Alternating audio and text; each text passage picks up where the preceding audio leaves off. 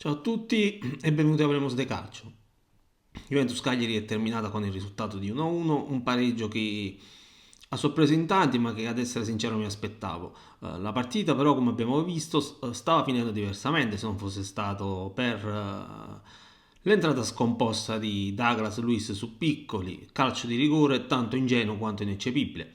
Ma incolpare Douglas Luiz per il pareggio sarebbe voler nascondere la spazzatura sotto al tappeto. Ricordo, qualora ce ne fosse bisogno, che la Juventus era passata in vantaggio su un calcio di rigore che a termini di regolamento c'è, ma va anche detto che la traiettoria del pallone non è stata deviata, insomma è andata bene. Prima di proseguire vi invito a iscrivervi al canale e se volete c'è anche la possibilità di unirvi alla barra brava di Hablemos de Calcio abbonandovi al canale. Partiamo da un dato innegabile: la Juventus ha tirato di più in porta, 21 volte, inquadrando la porta ben 9. Tuttavia, il gol è arrivato solo su calcio di rigore. Parate clamorose di Scuffet non ce ne sono state. Insomma, per il portiere del Cagliari si è trattato di normale amministrazione. Attenzione, Cagliari che in attacco è stato inconsistente, meno di 0. Questo va detto. Altrettanto va detto che Vlahovic al 78esimo si è mangiato un gol a porta vuota. Si tratta di un errore difficile da perdonare. Tiro da fuori area di David Luiz, Scuffet respinge come peggio non avrebbe potuto, ma l'attaccante bianconero sbaglia clamorosamente. Questo episodio determina la partita, più del fallo di Douglas Luiz su Pinamonti.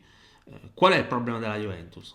In primo luogo non ha una rosa adatta per competere su due fronti così impegnativi.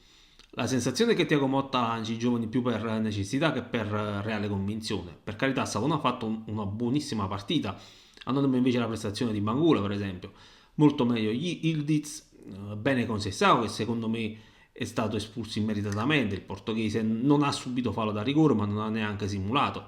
Sarebbe pure stato stupido farlo perché c'è anche il VAR. Quando si corre si può cadere, ma sembra che gli arbitri non capiscono questo tipo di dinamiche. Sto ancora aspettando di vedere il Thuram ammirato a Nizza.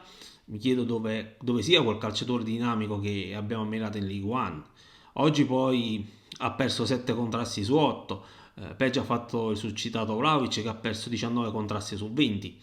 Ora, nel complesso la Juventus è stata superiore a Cagliari e ci mancherebbe, ma è comunque stata una squadra sterile sotto molti punti di vista che è riuscita a trovare il gol solo grazie ad un episodio.